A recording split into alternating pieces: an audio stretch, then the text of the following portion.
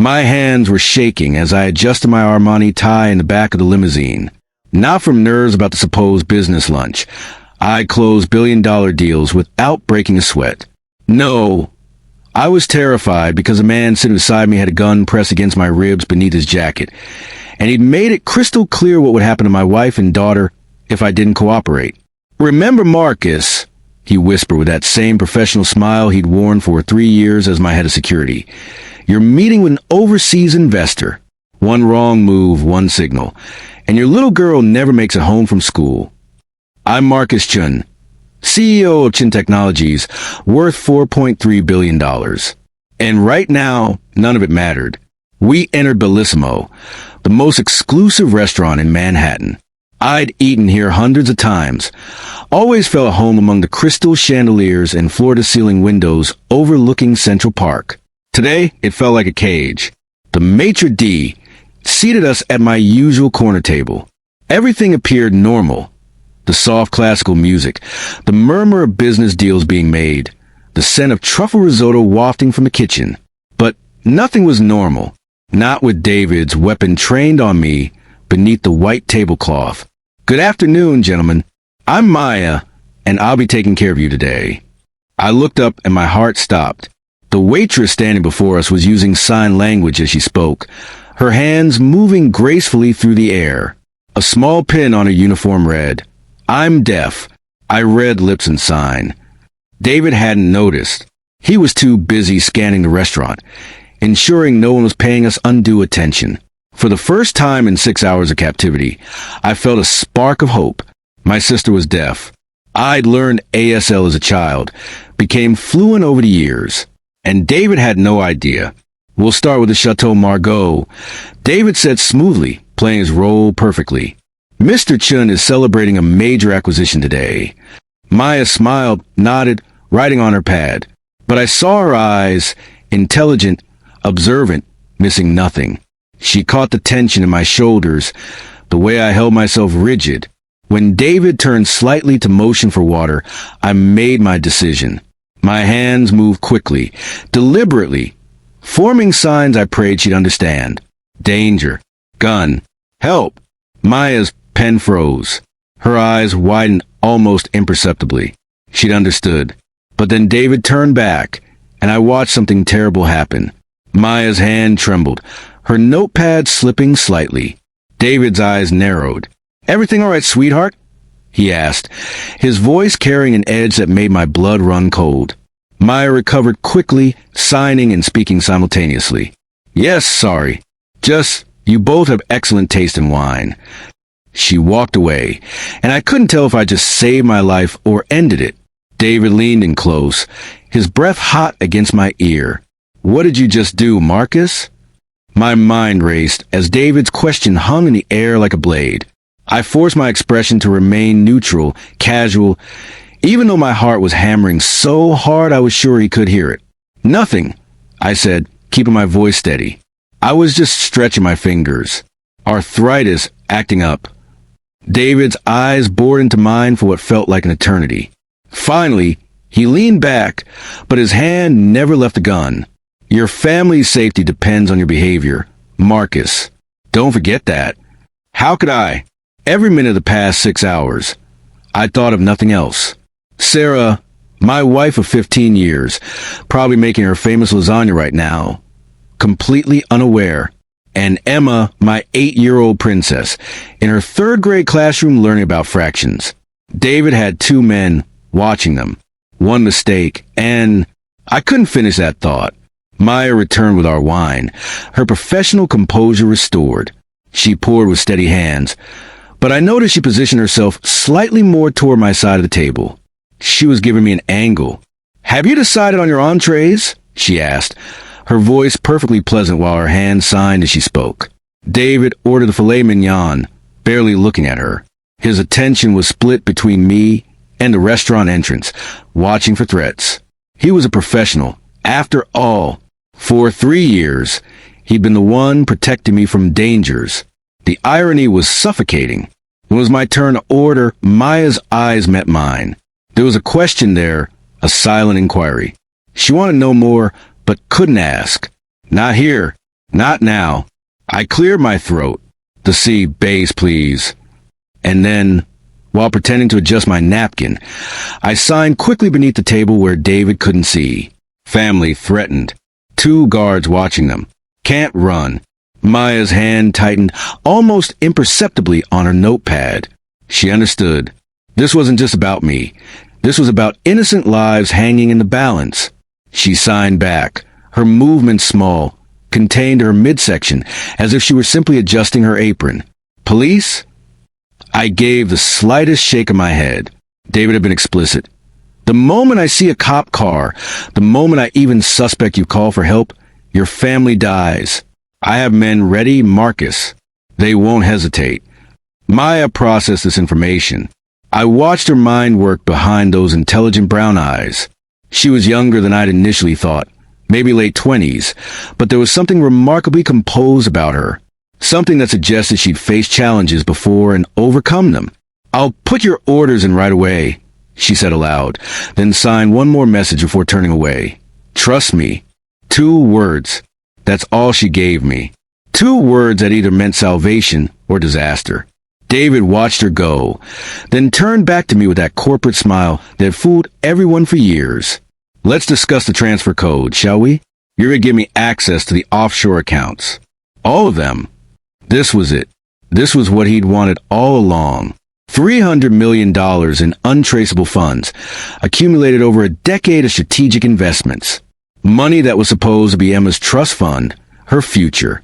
The codes are at my office. I lied. They were actually in my head. But I needed time. In the safe. "No, Marcus." David's smile never wavered. "They're in your head. You're too smart to write them down. And you're going to give them to me before we finish dessert, or your daughter's last memory will be of her school playground." The room spun. My throat constricted.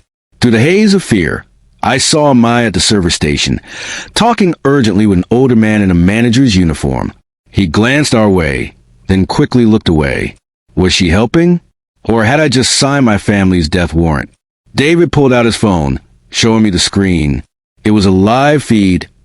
Emma at recess, laughing with her friends, completely oblivious to the man watching her from across the playground. "Tick-tock, Marcus. The clock is—" David's phone buzzed, interrupting his threat. He glanced at the screen, and his jaw tightened. "They're getting impatient," he muttered, more to himself than to me. I tried to steady my breathing, to think clearly despite the terror coursing through my veins. How had I missed the signs? 3 years. For 3 years, David Morrison had been by my side, protecting me at corporate events, traveling with me to Tokyo, Dubai, London. He knew everything about my life, my routines, my vulnerabilities. He'd been planning this the entire time. "You want to know when I decided?" David asked, as if reading my thoughts. That's when I realized I'd been staring at him, trying to understand. It was about 18 months ago. Dubai. Remember that deal with the Al Rashid Group? I did. We'd secured a $200 million contract. You made more in that single afternoon than I'd make in 10 lifetimes of loyal service, David continued, his voice taking on a bitter edge that he'd hidden masterfully until today. And you didn't even blink. Just another Tuesday from Marcus Chun, billionaire extraordinaire. So this is about money? I kept my voice low, conscious of the other diners around us. I would have given you a raise, David. A bonus. You just had to ask. He laughed. Actually laughed. And the sound was chilling because it was genuine. A raise? Marcus, you really don't understand, do you? This isn't about a raise. This is about taking what should have been mine from the beginning. My mind raced. What did that mean? Your company was built on my father's technology, David said quietly. Joseph Morrison. Ring a bell. My blood turned to ice. Joseph Morrison had been my first investor, back when Chun Technologies was just me and 3 programmers in a garage. He believed in my vision for next-generation security systems, invested $2 million. But he died of a heart attack before we went public. His shares were bought out by his estate for $5 million. Those shares would be worth over $300 million today. He sold his shares voluntarily. I said carefully, your stepmother made that decision. My stepmother who cut me out of everything. David hissed, who took the $5 million and disappeared with her new husband, leaving me with nothing. My father built your empire, Marcus, and I got nothing. I wanted to argue that I'd built Chin Technologies through years of 18-hour days, through innovation and risk and countless failures before the successes. But I understood now. Logic didn't matter. In David's mind, I'd stolen his inheritance. So you've been planning this for 18 months? I asked, buying time. Where was Maya? What was she doing? Planning? No. Waiting for the perfect moment? Yes. David straightened his tie. The picture of corporate professionalism. Your offshore accounts are untraceable. $300 million that you've been hiding from the IRS, from your board, from everyone, money that disappears. And you can't even report the theft without admitting to tax evasion and fraud. He'd thought of everything. Even if I survived this, I'd be ruined. Maya appeared then, carrying our appetizers. She set them down with practiced efficiency. But I caught her eye. She made a small sign.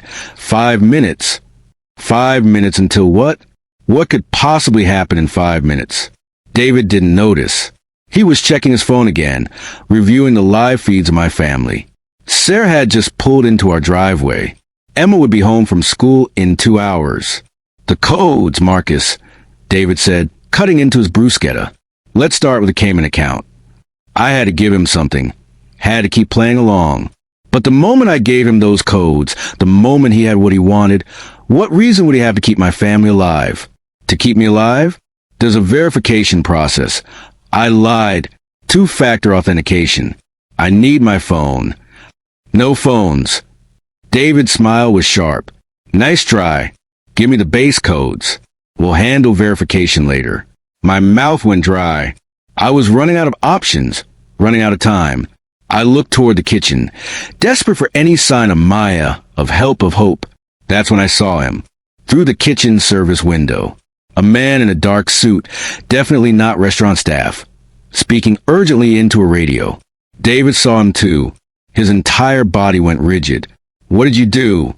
His hand moved the gun. Those 5 seconds after David spotted the man felt like hours. My entire body tensed, waiting for the gunshot, waiting for David to make good on his threats. But Maya appeared between us like a guardian angel, holding a breadbasket. Fresh focaccia, she announced cheerfully, her body language completely relaxed. It just came out of the oven, and Chef insists our VIP guests try it while it's hot. She placed the basket down with deliberate casualness, but her positioning was strategic. She placed herself partially between David and his line of sight to the kitchen. The man in the suit had vanished. David's eyes narrowed. Who was that man? In the kitchen? Maya looked genuinely confused, tilting her head. She signed as she spoke. Kitchen? I just came from there. Do you mean Chef Ricardo? He's preparing your entrees personally. The innocence in her expression was perfect. Too perfect.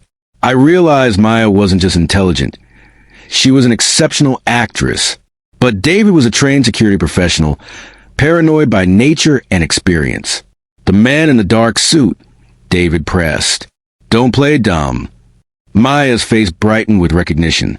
Oh, that's Mr. Castellano. He owns the restaurant. He checks on the kitchen during lunch rush sometimes. She smiled warmly. He's very hands-on. Would you like to meet him? It was brilliant.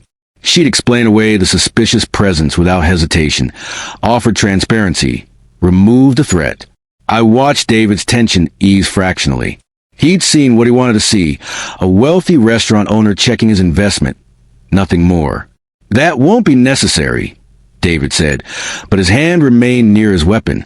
Maya nodded and turned away. As she did, she caught my eye for just a fraction of a second. That's when I saw it. The fear she'd been hiding beneath her professional exterior. She was terrified, but she was doing this anyway. What was I thinking? I dragged this innocent young woman into a hostage situation. If David realized she was helping me, he wouldn't hesitate. He'd proven he was willing to threaten an 8-year-old child. What would he do to a waitress who'd seen too much? I needed to end this. Now, David, I said quietly, pulling his attention back to me. Let's talk about this rationally. You want the money? Fine. I'll give you the codes. All of them. But I need assurances about my family. David studied me for a long moment. You're stalling. I'm negotiating. It's what I do. I kept my voice steady, authoritative, the CEO tone that closed countless deals. You get the money, I get my family's safety. We both walk away from this. Behind David, I could see Maya at the service station. She wasn't alone anymore. 3 other staff members had gathered around her, 2 servers and the manager I'd seen earlier. They were having an urgent, whispered conversation. The manager pulled out his phone. Was she calling the police? No. David would have people monitoring police channels. They'd know the moment a call went out. Then who? Your family's safety is already assured, David said, leaning forward, as long as you cooperate. The moment you give me those codes and I verify the transfers, I disappear. You never see me again. Your family never knows this happened. You can even report the theft if you want. Blame it on a sophisticated cyber attack. You're the victim. It sounded almost reasonable. Almost. Except I knew David couldn't leave me alive. I'd seen his face, knew his real motivations. The moment he had the money, I was a liability. He needed me dead. The question was whether he'd settle for just me, or if his revenge required taking everything I loved. Maya returned with our entrees, her movements careful and deliberate. As she placed my sea base before me, her hand brushed against mine, a brief, intentional contact. I felt something small and hard press into my palm.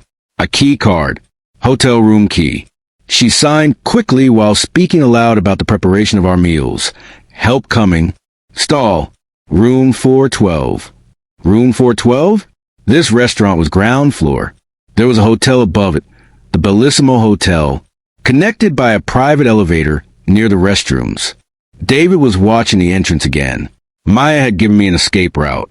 But could I take it without condemning my family? The key card burned in my palm like a hot coal. Escape was possible, but at what cost?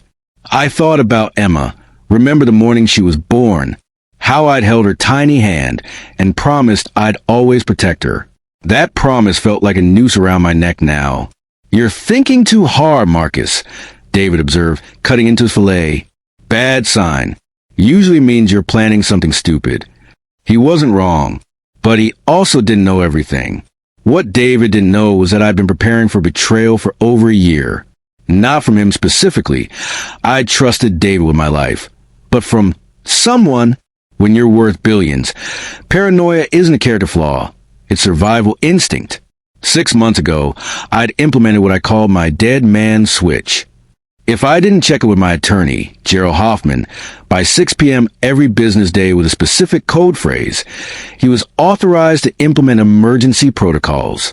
Those protocols included immediate security for my family, seizure of all company assets, and distribution of sealed evidence packets to law enforcement and the media.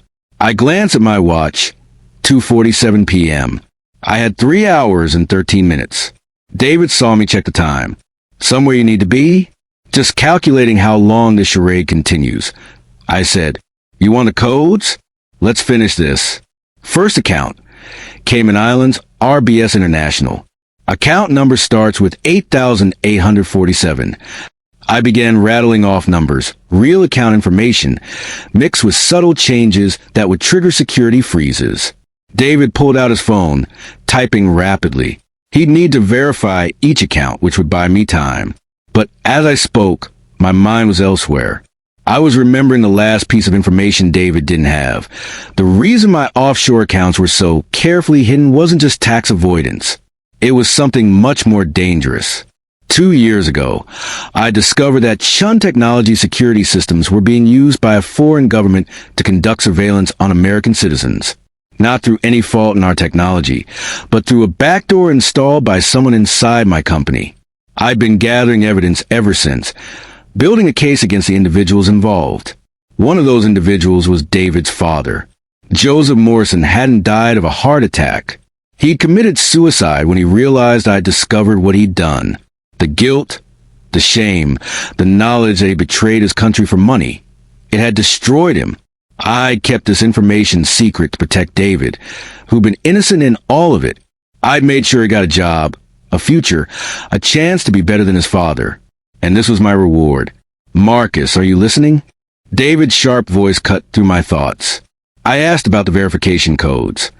Before I could respond, the restaurant's main lights flickered. Once, twice, then returned to normal. Several diners looked up, murmuring about the disturbance. Maya appeared immediately. Gentlemen, my apologies. We've been having electrical issues all week. The backup generators should keep everything stable.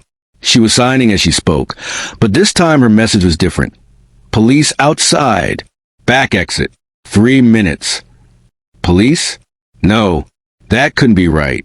Unless Maya had found a way to call them without David's people knowing. But how? David's team would be monitoring all communications from the restaurant. My phone buzzed in my pocket. The burner phone I kept for emergencies. The one only Gerald knew about. David didn't know it existed. I'd hidden it in my sock when David first took me this morning. Bathroom, I announced, standing. Unless you want to watch that too? David's expression darkened. 5 minutes, Marcus. Not a second more. And if I hear anything suspicious, your daughter pays the price. He showed me his phone again. The man watching Emma was now inside the school, visible through a classroom window. Close enough to strike. I walked toward the restrooms on unsteady legs, every step feeling like I was walking toward either salvation or damnation. The key card Maya had given me felt heavy in my pocket. Room 412. Police at the back exit. 3 minutes. But David's men watching my family. Gerald's 6 p.m. deadline. The offshore accounts holding evidence that could bring down a conspiracy spanning 3 continents. In the bathroom, I pulled out the burner phone. One message from Gerald. Unusual activity detected around your family's location. Activating protocols early. Advise. My hands shook as I typed a response. Then I looked at myself in the mirror. My expensive suit was wrinkled. My face was pale, drawn.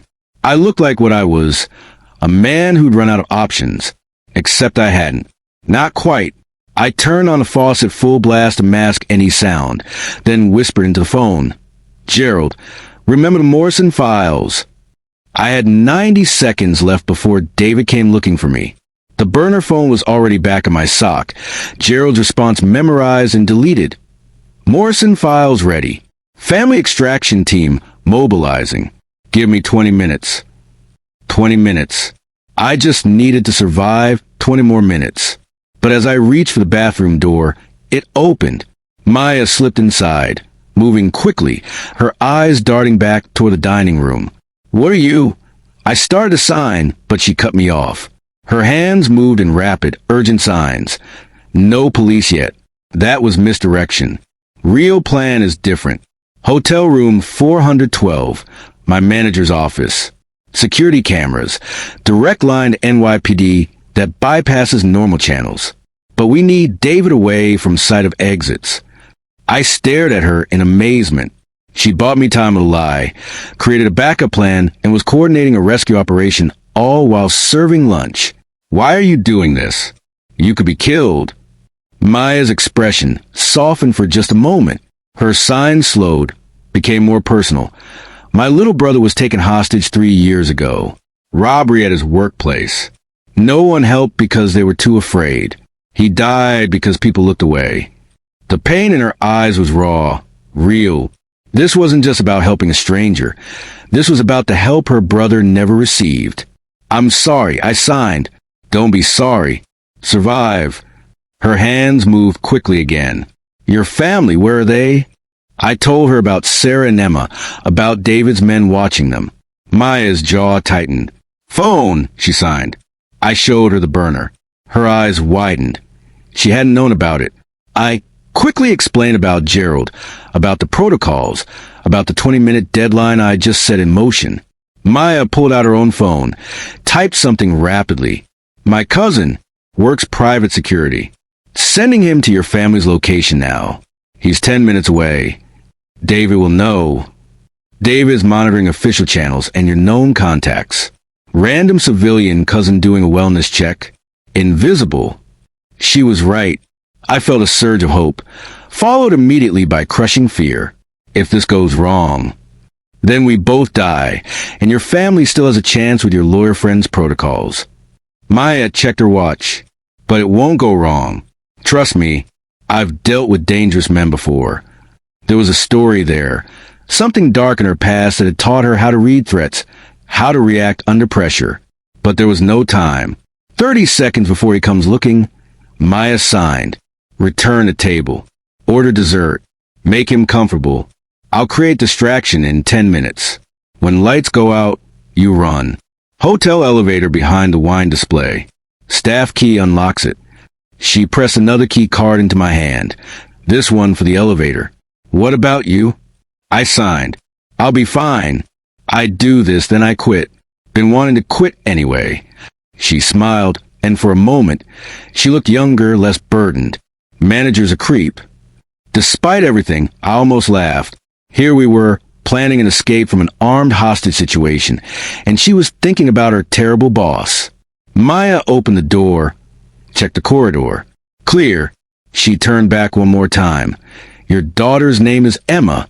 After this is over, you tell her there's always someone willing to help. Tell her the world has more good people than bad. Promise me. I promise. She nodded and disappeared into the hallway. I waited exactly 5 seconds, then followed. David was standing by our table, phone in hand, expression dark. Cutting it close, Marcus. Apologies. Age catching up with me. I sat down, forced my hands to stop shaking. Where were we? The Swiss account. But David wasn't looking at me anymore.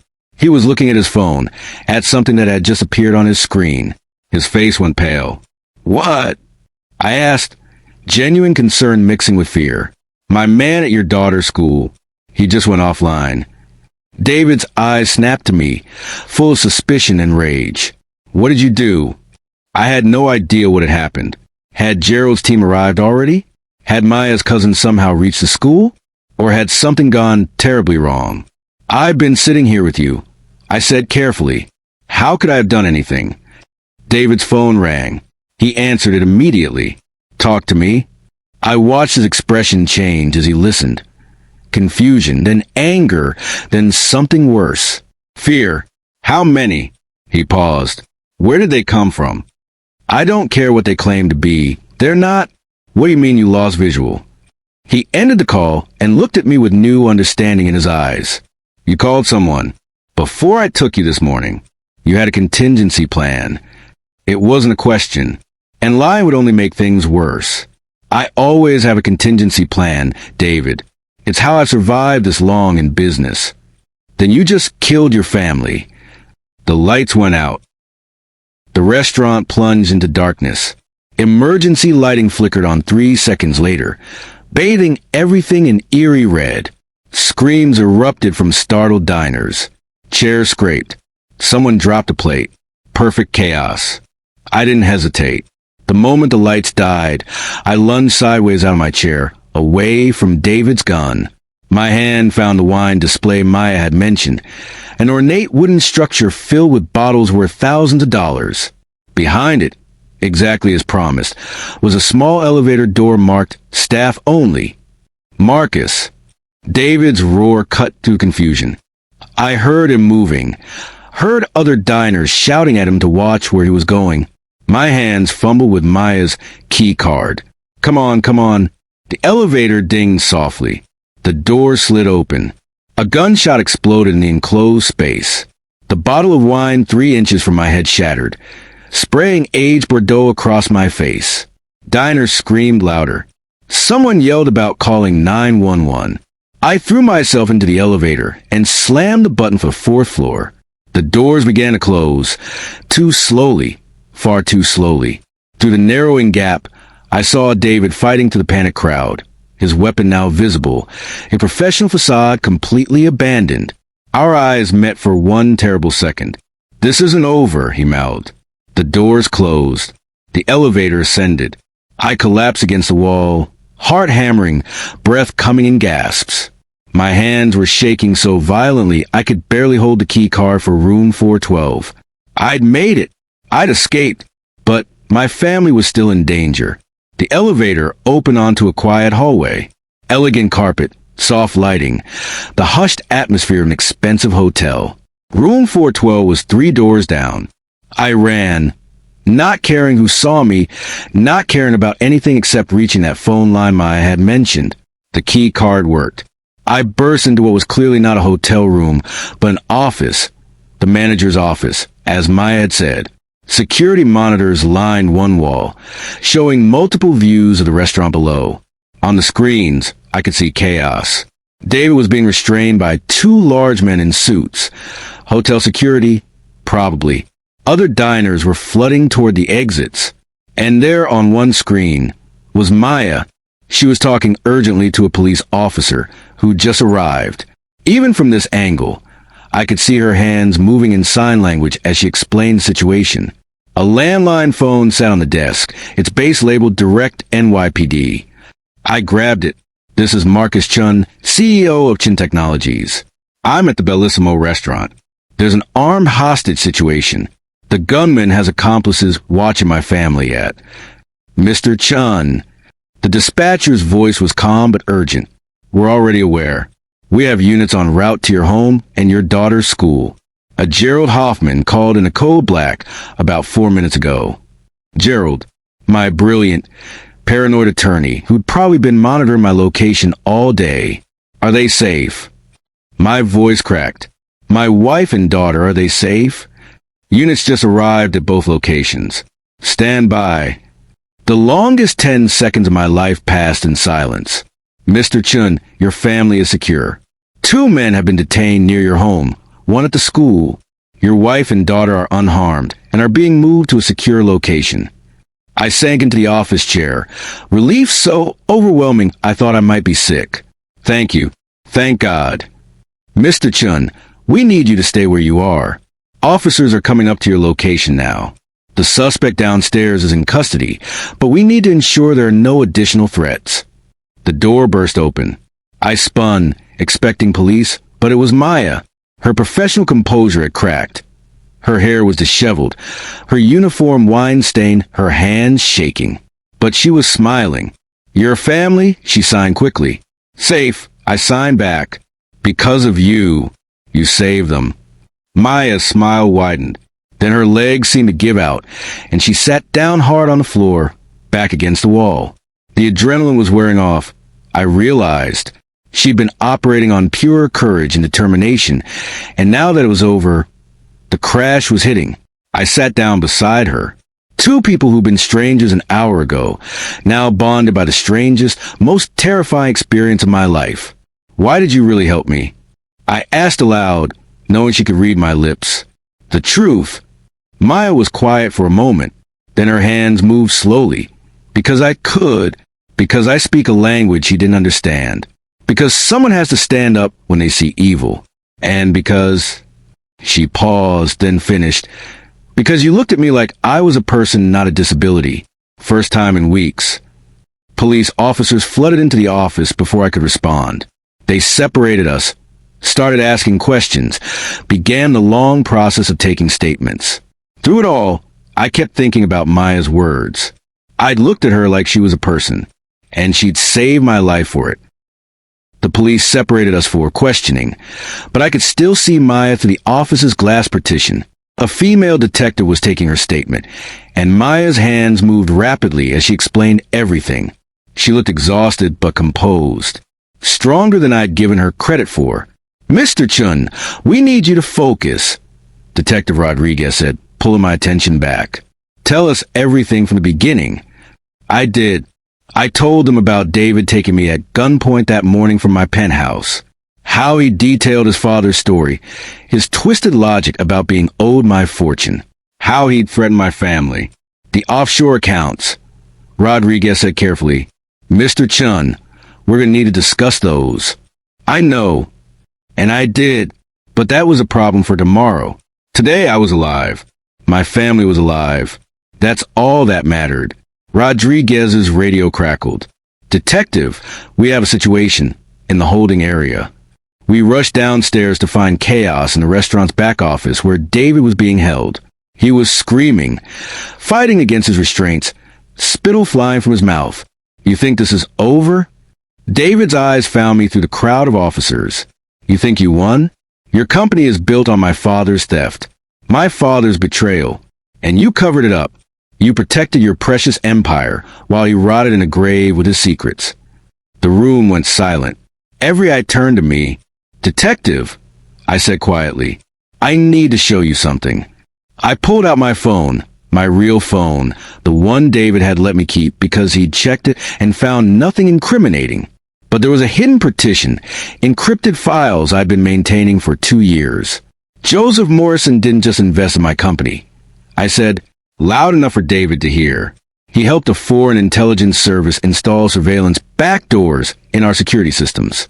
When I discovered it, I gathered evidence. I confronted him. And 3 days later, he killed himself. David's struggle ceased. He stared at me, uncomprehending. I'm sorry, David. Truly, your father was a good man who made a terrible mistake. He was blackmailed. They had information about gambling debts, about affairs. They used him. I looked directly at David. I've spent 2 years building a case against the people who manipulated your father. The offshore accounts you wanted, they contain evidence, transaction records, communications. I was preparing to hand everything over to the FBI. You're lying. But David's voice wavered. I'm not, and I kept your name out of it, protected you, gave you a job, a future, because I knew you were innocent. I felt anger now, replacing the fear, and you repaid me by threatening my daughter, by putting a gun to my head, by becoming exactly what your father died to avoid becoming. David slumped in his chair. The fight went out of him all at once. He told me, in his suicide note, he said you'd ruined him, that you'd stolen everything. He was protecting you, I said softly, giving you someone to blame who wasn't him. He loved you, David, enough to lie in his last words to preserve your memory of him. I turned to Detective Rodriguez. Everything you need is in these files. Names, dates, transactions. This goes way beyond David. This is international espionage, corporate corruption, everything. Rodriguez took my phone, her expression grim. Mr. Chun, you realize this means investigation, testimony, probably media circus. I know. I smiled tiredly, but it's the right thing to do. It's what I should have done 2 years ago. Maya appeared in the doorway. Our eyes met across the room. She signed, Your family is here. I pushed past the detectives, not caring about protocol. In the restaurant's main dining room, now empty except for crime scene technicians, I saw them. Sarah, her face streaked with tears, holding Emma's hand. My daughter looked scared but unharmed. When Emma saw me, she broke free and ran. Daddy! I caught her, lifted her, held her so tight. Sarah wrapped her arms around both of us. We stood there, a family reunited, while police officers worked around us and camera flashes went off and detectives asked us to please move to a secure location. But for that one moment, nothing else existed. I'm sorry, I whispered into Sarah's hair. I'm so sorry I put you through this. You didn't do anything wrong, Sarah said fiercely. That man, he did this. Not you. Emma pulled back to look at me. Daddy, who was that nice lady? The one who told the police where you were? I turned to find Maya, but she was already leaving, slipping out the back entrance with her coat and purse. One of the servers was hugging her. Her manager was trying to talk to her, but she waved him off. She'd saved my life, and now she was just leaving, going back to her normal life like she hadn't just orchestrated one of the most daring rescues I'd ever witnessed. Emma, I said, setting my daughter down. Stay with Mommy. I'll be right back. I ran after Maya, catching her just as she reached the street. Wait, please. She turned, that same patient expression she'd worn when taking our order hours ago. I don't know how to thank you, I said, then realized I was speaking. I signed it instead. How do I thank you for saving my life? Maya smiled. She signed. You already did. You saw me. You trusted me. That's enough. No, it's not. Let me. I want to do something. Anything. A reward, a job, whatever you need. I don't need a reward, Mr. Chun. She signed firmly. I did what anyone should do. What I wish someone had done for my brother. Then let me do this. I signed. Let me make sure your story is told. Let people know what you did. You're a hero. I'm a waitress who knows sign language. She smiled gently. That's all. And that was enough. She turned to leave again, but I caught her arm. Please, at least let me stay in touch. Let me know you're okay. Maya considered this. Finally, she pulled out her phone and showed me her contact information. I saved it immediately, then pulled her into a hug. Thank you, I whispered aloud, even though I knew she couldn't hear it. But I felt her arms tighten around me in response. When we pulled apart, her eyes were wet. She signed one last message. Tell Emma about this. Tell her there are good people. Promise. I promise. Maya nodded, then walked away into the Manhattan afternoon. I watched until she disappeared into the crowd, this remarkable woman who'd saved everything I loved. When I returned to the restaurant, Detective Rodriguez was waiting. Mr. Chun, we need to... I know, I said, but first, there's something I need to do. That waitress, Maya, I want her protected. Full security detail, witness protection if necessary. David had accomplices. They might. Already arranged, Rodriguez interrupted. The moment she identified herself as the key witness, we put protections in place. I sagged with relief. Good. Thank you. Now, Rodriguez said gently, let's get you and your family somewhere safe. We have a lot to discuss. As police led us to a secure vehicle, Emma tugged on my sleeve. Daddy, are we in trouble? I knelt down to her level. No, princess. We're safe, and we're going to stay safe. I promise. Because of the lady who talks with her hands? Yes, because of her. Emma thought about this. I want to learn that language, so I can say thank you to her. I pulled my daughter close, my eyes burning. That's a wonderful idea, Emma. We'll learn together. 3 days later, I stood in FBI headquarters surrounded by more lawyers than I'd seen in my entire career. The Morrison files had opened an investigation that reached into 3 federal agencies, 2 foreign governments, and at least 17 major corporations. This is bigger than we thought, Agent Sarah Winters said, spreading documents across the conference table. Joseph Morrison wasn't just one operative. He was part of a network that's still active. Gerald sat beside me, reviewing every document before I signed it. My client is cooperating fully under immunity agreement. He was gathering evidence to bring this information to authorities when he was taken hostage. We understand that, Winters said, and we appreciate Mr. Chen's cooperation, but we need to discuss the offshore accounts. The IRS is going to want. The offshore accounts were established specifically to create an untraceable trail for monitoring the espionage activity. Gerald interrupted smoothly. My client can provide documentation proving every dollar was accounted for and reported appropriately. The secret accounts were actually part of the investigation. It was a beautiful lie that happened to be mostly true. I'd been creative with my accounting, yes, but everything could be explained once the full context was revealed. My phone buzzed. A text from Sarah. Turn on the news. I pulled out my phone and opened a news app. My face stared back at me from every major outlet. Tech CEO uncovers international espionage ring. Billionaire's 2-year secret investigation exposed Marcus Chun, from hostage to hero. Oh no, I muttered. What? Winters asked. I showed her the screen. Her expression soured. Who leaked this? Does it matter? I asked. The story's out. Now everyone knows. And that meant Emma and Sarah would be targets. David's network, the people who'd manipulated his father. They'd know I'd expose them. They'd come after me, after my family. We need to increase security on my family, I said immediately. And on my, the waitress who helped me, she's vulnerable too. Already done, Winters assured me. The moment this broke, we moved them to secure locations. Your wife and daughter are at a safe house in Virginia. Maya is being relocated as we speak. Relocated? My stomach dropped. Where? I can't tell you that. Witness protection protocols. But I want to argue, but Gerald's hand on my arm stopped me. She'll be safe, Marcus. That's what matters. He was right, but the idea that I might never see Maya again, never get to properly thank her, never get to tell her how her courage had changed everything, it felt wrong. The briefing continued for another 3 hours. By the end, I'd signed more documents than I could count, agreed to testimony in at least 4 different trials, and committed to helping rebuild Chen Technology security systems from the ground up. One more thing, Winter said as we prepared to leave, David Morrison wants to see you. Every muscle in my body tensed. Why?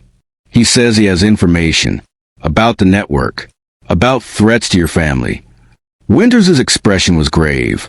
He'll only share it with you. It could be a trap. It could be manipulation.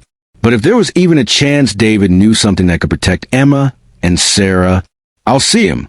David was thinner than he'd been 3 days ago. Prison orange didn't suit him. He looked up when I entered the interrogation room, and I saw something I'd never expected to see in his eyes. Remorse. Marcus. His voice was hoarse. Thank you for coming. I sat down across from him, separated by a metal table and the weight of betrayal. You said you have information. I do. David leaned forward. But first, I need to say something. I'm sorry. For everything. For Emma. For Sarah. For not believing you about my father. Your apology doesn't change what you did. I know. He looked down at his hands. I've had a lot of time to think. About my father, about the choices I made, about how I let revenge poison everything. He looked up. He would have hated what I became, what I tried to do to you. I didn't know what to say to that. The information, David continued.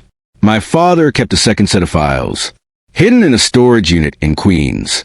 Everything you have, he had backups of. But there's more, names you don't have, operations you don't know about. People are going to come after you when they realize how much you've exposed. He slid a piece of paper across the table. An address and a combination. Why are you telling me this? I asked, because I can't undo what I did, but I can help you finish what you started. What my father should have helped you do. David's jaw tightened. Destroy the network that destroyed him, that destroyed us both. I took the paper. The FBI will want this information. I know. I'll give it to them. But I wanted you to have it first. He paused. There's something else. One of the people in those files. They know about Maya, about what she did. They're looking for her. My blood ran cold. Who? Viktor Kuznetsov. Russian intelligence. But he works for himself now. My father's handler, back in the day. David's expression was grim. He doesn't leave loose ends. He'll kill her, Marcus, unless you warn her first. She's in witness protection. That won't stop Viktor. You need to tell the FBI. Make them move her again. Change her identity. Everything. I was already standing, already moving toward the door. Agent Winters. 2 hours later, I was in a helicopter heading toward an undisclosed location. Winters had finally agreed to let me warn Maya personally, but only because Viktor Kuznetsov had already found and killed 2 other witnesses in the past week. Maya needed to disappear. Completely. And she needed to understand why.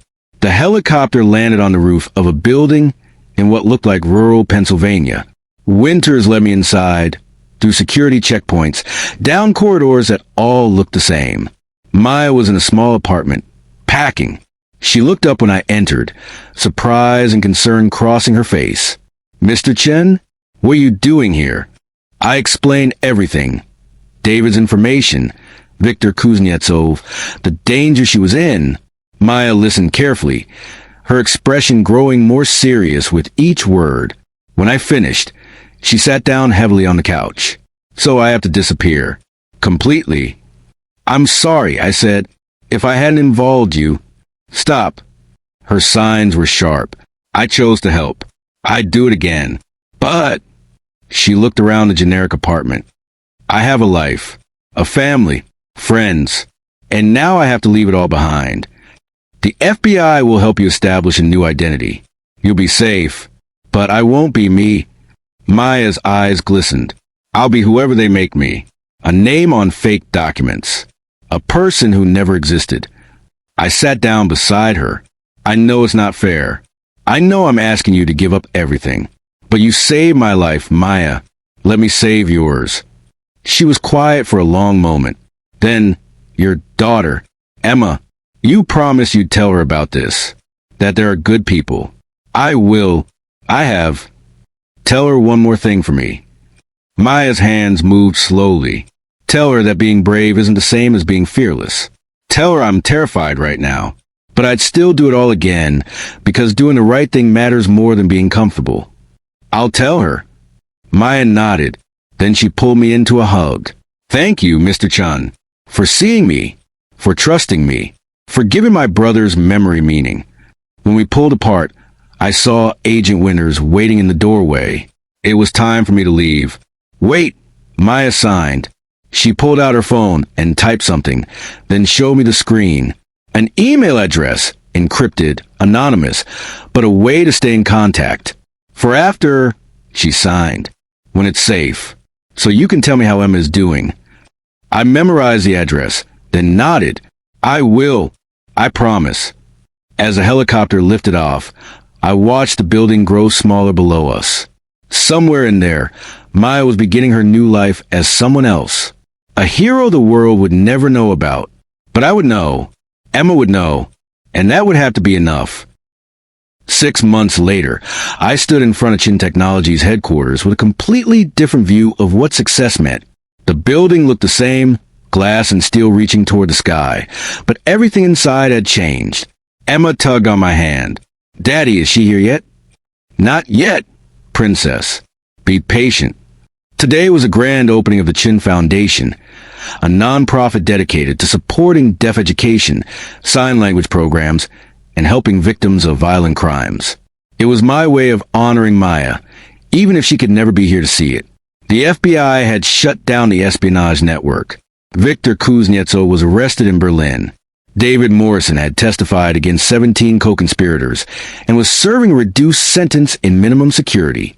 My offshore accounts had been seized, investigated, and ultimately returned with a full evidence package supporting my claims.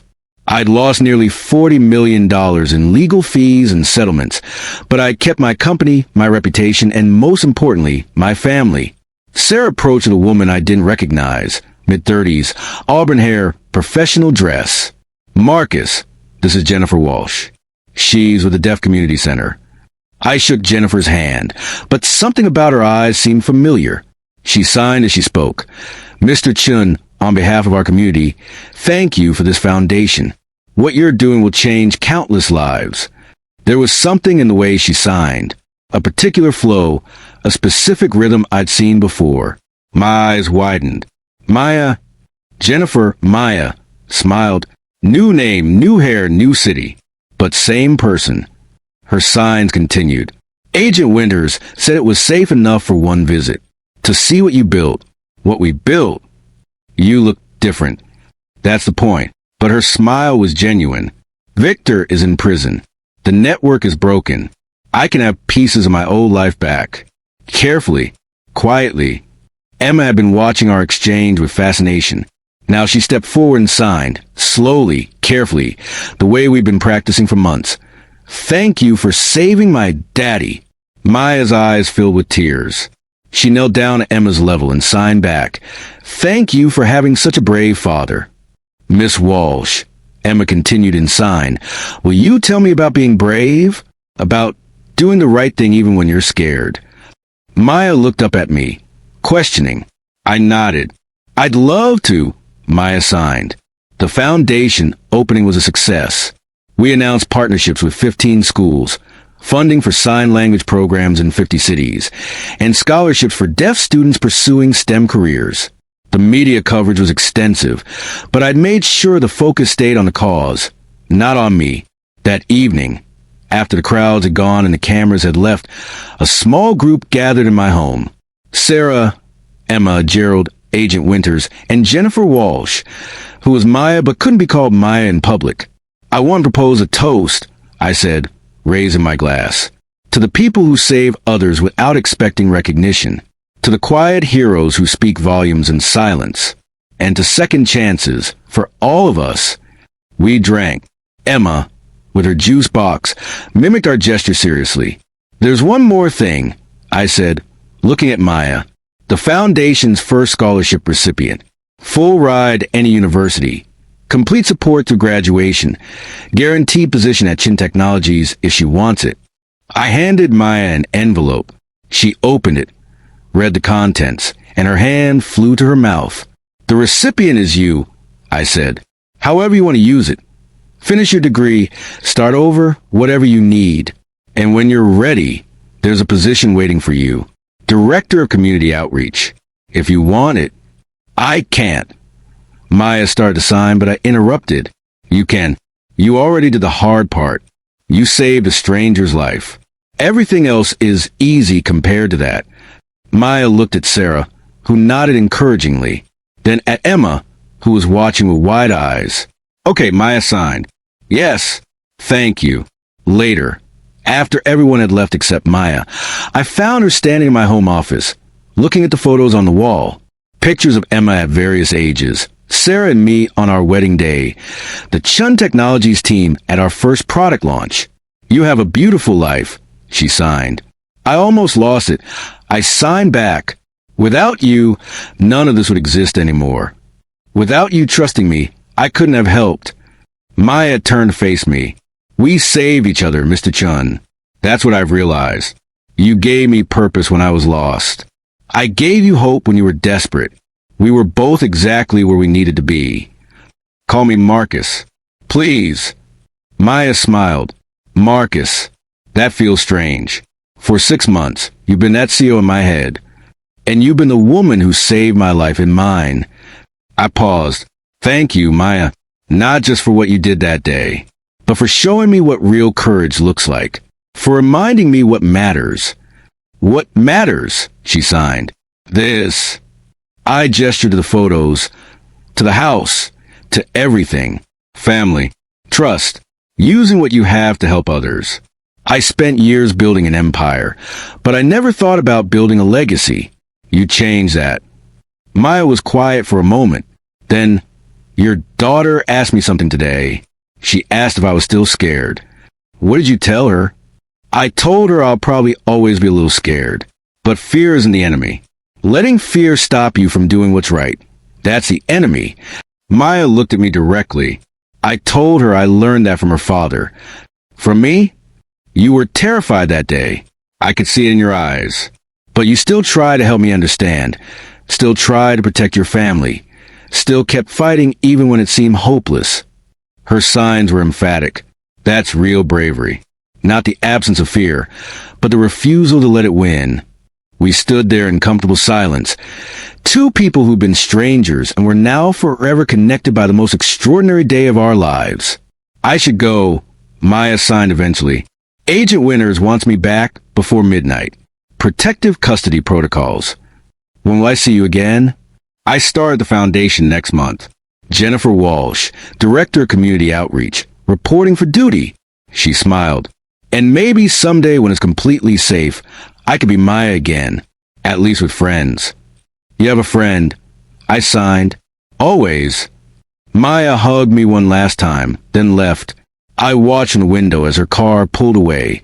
This remarkable woman who'd risked everything for a stranger. Emma appeared beside me in her pajamas.